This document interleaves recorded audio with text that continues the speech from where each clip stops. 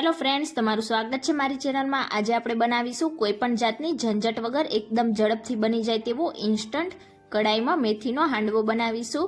તો આ હાંડવો ખાવામાં બહુ ટેસ્ટી એવો લાગે છે અને એકદમ ઝડપથી બની પણ જાય છે।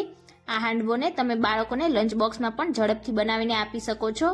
તો ચાલો બનાવીએ। રેસીપી સારી લાગી તો વિડીયોને લાઇક કરજો, વધારેમાં વધારે શેર કરજો અને હજી સુધી જો તમે મારી ચેનલને સબસ્ક્રાઈબ ના કરી હોય તો સબસ્ક્રાઇબ કરીને બાજુમાં રહેલા બેલ આઇકન બટનને પ્રેસ કરજો, એટલે નવી નવી રેસીપીના નોટિફિકેશન આવશે। તો ચાલો એકદમ ઝડપથી બની જાય તેવો હાંડવો બનાવવાનું શરૂ કરીએ। તો તેના માટે આપણે સૌથી પહેલાં તો બાઉલમાં 1 કપ જેટલો ઝીણો રવો ઉમેરીશું અને 1 કપ ઝીણા રવાની સામે આપણે અડધા કપ જેટલો બેસન ઉમેરીશું। 1/4 કપ જેટલું સહેજ ખાટું હોય તેવું દહીં ઉમેરીશું અને હવે અહીંયા મેં 1 કપ જેટલું પાણી લઈ લીધું છે। તો બિલકુલ આ રીતે આપણે થોડું થોડું પાણી ઉમેરતા જઈશું અને પહેલાં આપણે થીક બેટર બનાવીને તૈયાર કરીશું। તો તમારે એકસાથે બધું પાણી નથી ઉમેરવાનું, શરૂઆતમાં આપણે બેટરને થોડુંક થીક જ રાખીશું। તો અહીંયા તમે જોઈ શકો છો મેં થોડું થોડું પાણી ઉમેરીને આ રીતનું ઘટ બેટર બનાવીને તૈયાર કરી દીધું છે। હવે બેટરને આપણે 10 મિનિટ માટે રેસ્ટ ઉપર રાખીશું, એટલે આપણો રવો જે છે એકદમ સરસ રીતે ફૂલી જશે। તો બેટરને રેસ્ટ આપે લગભગ 10-1 મિનિટ જેવો સમય થઈ ગયો છે। તો હવે તેમાં 1 કપ જેટલી ઝીણી કટ કરેલી મેથી ઉમેરીશું અને હાંડવાને વધારે ટેસ્ટી બનાવવા માટે તેમાં અડધા કપ જેટલી ગ્રેટ કરેલી કોબીજ ઉમેરીશું। અહીંયા તમે 1/4 કપ જેટલું ગાજર ઉમેરવા માંગતા હોય તો ગાજર પણ ઉમેરી શકો છો। 1 ટીસ્પૂન આદુ અને લીલા મરચાંની પેસ્ટ ઉમેરીશું। 1/2 ટીસ્પૂન કે પછી સ્વાદ પ્રમાણે મીઠું ઉમેરીશું।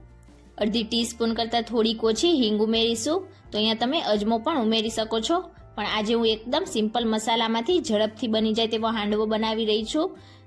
તો આ હાંડવો તમે એકદમ ઝડપથી બનાવીને બાળકોને લંચ બોક્સમાં પણ આપી શકો છો, બનાવવામાં એકદમ ઓછો સમય લાગશે। હવે બધી વસ્તુને આપણે શરૂઆતમાં લોટ સાથે એકદમ સારી રીતે મિક્સ કરીશું। તો અહીંયા તમે જોઈ શકો છો મેં બધી જ વસ્તુને એકદમ સરસ રીતે મિક્સ કરી લીધી છે અને આપણું બેટર આ રીતનું ઘટ્ટ છે। તો હવે અહીંયા મેં ફરીથી અડધા કપ જેટલું પાણી લઈ લીધું છે, તો થોડું થોડું પાણી ઉમેરતા જઈશું અને આપણે મીડિયમ બેટર બનાવીને હાંડવા માટેનું તૈયાર કરીશું।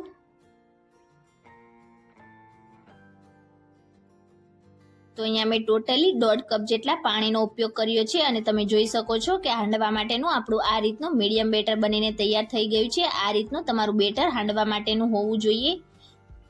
હાંડવાને અંદરથી જાળીદાર બનાવવા માટે તેમાં અડધી ટીસ્પૂન ઈનો ફ્રૂટ સોલ્ટ ઉમેરીશું અને ઈનોને એક્ટિવેટ કરવા માટે તેમાં 1 થી 2 ટીસ્પૂન જેટલું પાણી ઉમેરીશું।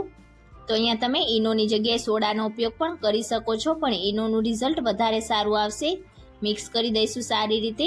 તો ઈનો ઉમેર્યા પછી આપણે બેટરને વધારે પડતો રેસ્ટ નથી આપવાનો, તરત જ આપણે હવે તેમાંથી હાંડવો બનાવીને તૈયાર કરીશું।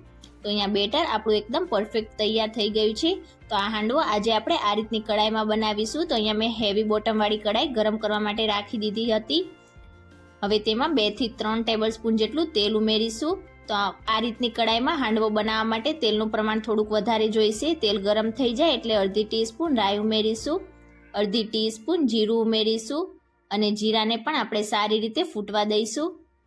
જીરું એકદમ સરસ રીતે ફૂટી જાય એટલે ગેસની ફ્લેમ સ્લો કરીશું અને આ રીતે આપણે તેલને કડાઈમાં થોડુંક ફેલાવીશું, એટલે જ્યારે આપણે હાંડવાને ડીમોલ્ડ કરીશું તો એકદમ ઝડપથી આપણો હાંડવો ડીમોલ્ડ થઈ જશે અને કડાઈમાં બિલકુલ પણ ચીપકશે નહીં। અને હવે તેમાં થોડાક મીઠા લીમડાના પાન ઉમેરીશું।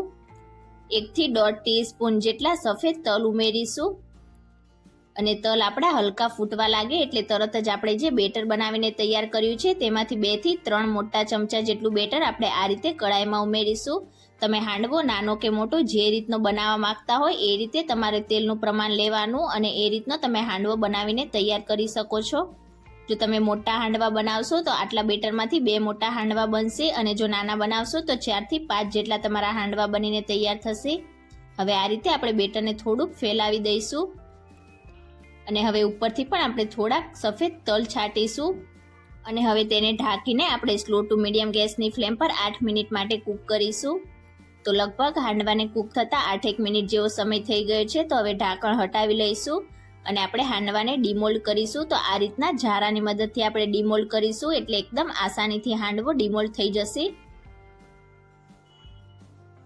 તો અહીંયા તમે જોઈ શકો છો નીચેથી એકદમ સરસ રીતે આપણો હાંડવો ક્રિસ્પી થઈ ગયો છે। તો હવે બિલકુલ આ જ રીતે આપણે તેને ઢાંકીને પણ નીચેથી ક્રિસ્પી ના થઈ જાય ત્યાં સુધી તેને થવા દઈશું। તો હવે નીચેથી પણ હાંડવાને કૂક થતા લગભગ 6 થી 7 મિનિટ જેવો સમય થઈ ગયો છે. તો ઢાંકણ હટાવીને આપણે હાંડવાને એકવાર ચેક કરી લઈશું. તો અહીંયા તમે જોઈ શકો છો, આપણે હાંડવાને આ રીતે ડિમોલ્ડ કરીએ તો નીચેથી પણ આપણો હાંડવો એકદમ સરસ રીતે ક્રિસ્પી થઈ ગયો છે. તમે હજી પણ ક્રિસ્પી કરવા માંગતા હોય તો હજી પણ થોડોક વધારે ક્રિસ્પી કરી શકો છો. આ જ રીતે આપણે બીજા બેટરમાંથી પણ હાંડવો બનાવીને તૈયાર કરી લઈશું. તો અહીંયા મેં બધા હાંડવા બનાવીને તૈયાર કરી લીધા છે. આ હાંડવો ખાવામાં બહુ જ ટેસ્ટી એવો લાગશે. તમે તેને ટોમેટો કેચઅપ કે પછી ચા સાથે સર્વ કરી શકો છો. તો આજની મારી રેસીપી તમને કેવી લાગી મને કમેન્ટ કરીને ચોક્કસથી જણાવજો. રેસીપી સારી લાગી હોય તો વિડીયોને લાઇક કરજો, તમારા ફેમિલી અને ફ્રેન્ડ્સમાં શેર કરજો અને ચેનલને સબસ્ક્રાઇબ કરીને બાજુમાં રહેલા બેલ આઇકન બટનને પ્રેસ કરજો, એટલે નવી નવી રેસીપીના નોટિફિકેશન આવશે. Thank you for watching.